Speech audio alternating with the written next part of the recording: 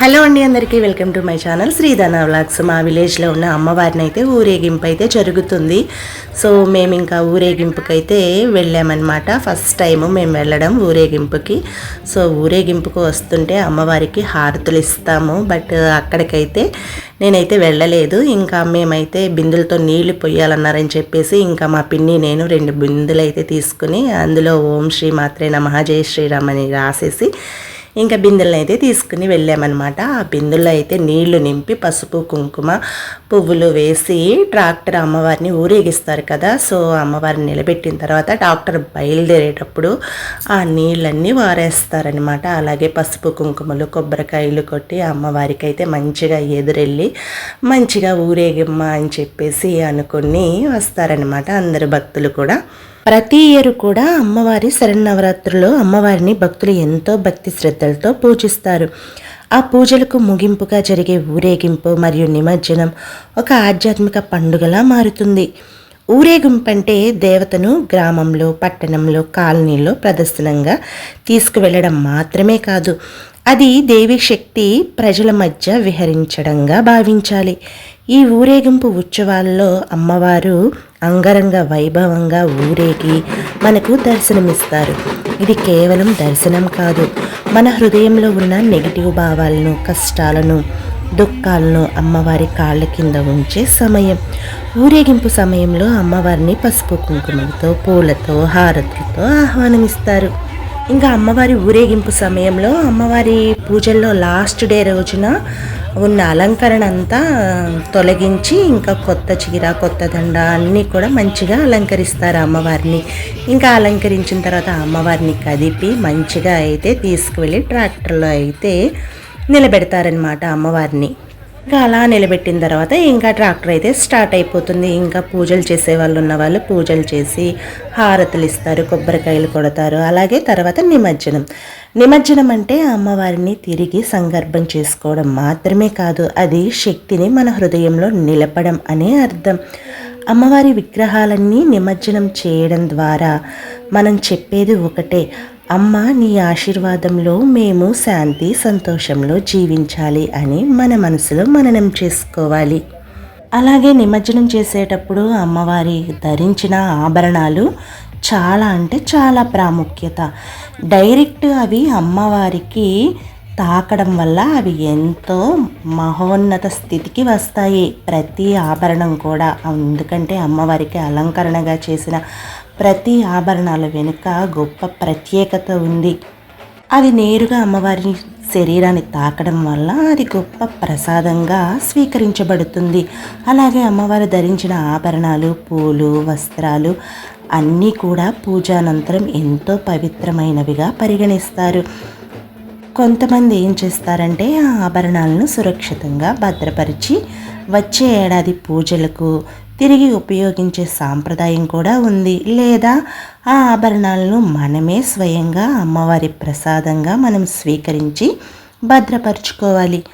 అలాగే కొన్ని ప్రాంతాల్లో నిమజ్జనం తర్వాత అమ్మవారి ఆభరణాలను పేద మహిళలకు లేదా అమ్మవారి పేరుతో దానం చేయడం కూడా ఒక శ్రేష్టమైన ఆచారం ఉంది.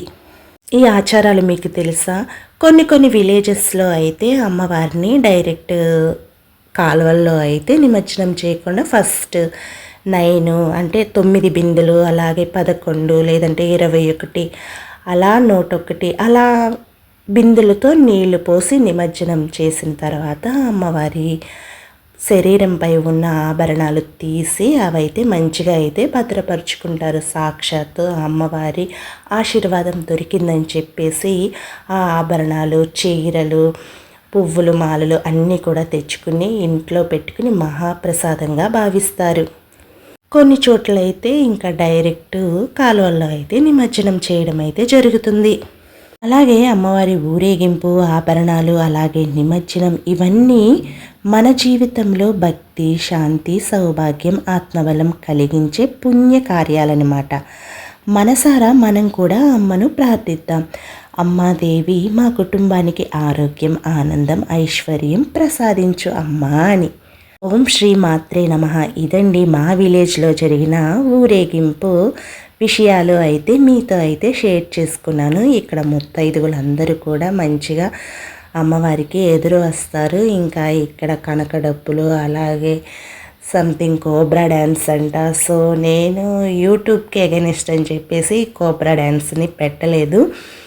ఇంకా చాలా పెట్టారు. రోడ్డు మొత్తం కూడా అసలు ఖాళీ లేదు. ఈ బార్ నుంచి ఆ బార్కి ఎంత అందంగా వెళ్ళారంటే అమ్మవారి ఊరేగింపు చాలా అంటే చాలా అందంగా ఘనంగా జరిగింది.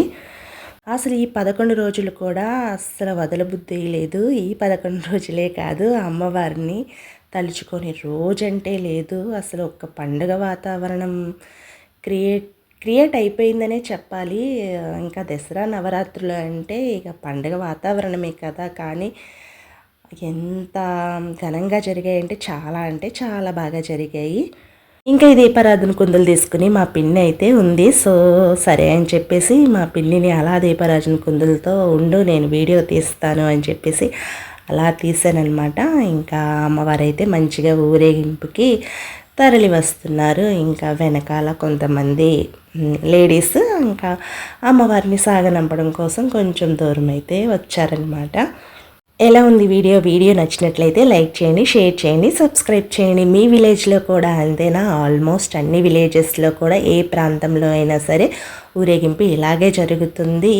కొంతమంది నిమజ్జనం తర్వాత ఆభరణాలు తీసుకోకూడదు అని అంటున్నారు. అది అపోహ మాత్రమే. అమ్మవారిని తాకిన ప్రతి ఆభరణం కూడా మనకి ఒక మహాప్రసాదం, గొప్ప వరం. కానీ అవి మనం ఏదో షోకి, ఏదో విచ్చలవిడిగా ఆకతాయితనంగా తీసుకోకూడదు. అమ్మవారి దగ్గర ఉన్న ప్రతి ఆభరణం కూడా ఒక భక్తితో, శ్రద్ధతో మంచిగా అవి మళ్ళీ భక్తికి ఉపయోగపడేలాగానే చూసుకోవాలి. మీ దేవుడి రూమ్లోనో లేదంటే మీకు నచ్చిన ఒక ఆధ్యాత్మిక ప్లేస్లోనో పెట్టి మంచిగా అయితే వాటిని పూజ చేయాలి. నెలకొక్కసారో లేదంటే ఆ ఆభరణాలన్నీ దాచిపెట్టి మళ్ళీ నవరాత్రుల్లో అమ్మవారికి వేయడం అనేది చేయాలి. అంతే తప్ప కొంతమంది ఆకతాయితనంగా నాకు దొరికాయి అన్నట్టు కొంచెం వెకిలి చేష్టలు చేస్తూ ఉంటారు. అలా కాకుండా మంచిగా ఆధ్యాత్మిక చింతనతో తీసుకుంటే ఏ ప్రాబ్లము ఉండదు. అమ్మవారికి నమస్కరించి చేసుకోవాలి. అమ్మ, ఈ నవరాత్రుల్లో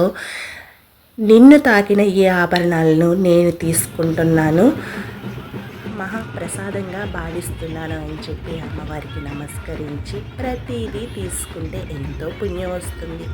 ఈ పుణ్యకార్యాలు తెలిసిన వాళ్ళు పాటిస్తే బాగుంటుంది. తెలియని వాళ్ళకి తెలిసిన వాళ్ళు చెప్తే ఇంకా బాగుంటుంది. కొంతమంది అపోహలో ఉండిపోతున్నారు.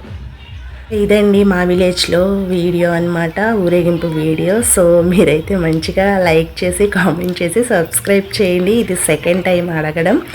Thank you so much. ఓం శ్రీ మాత్రే నమః.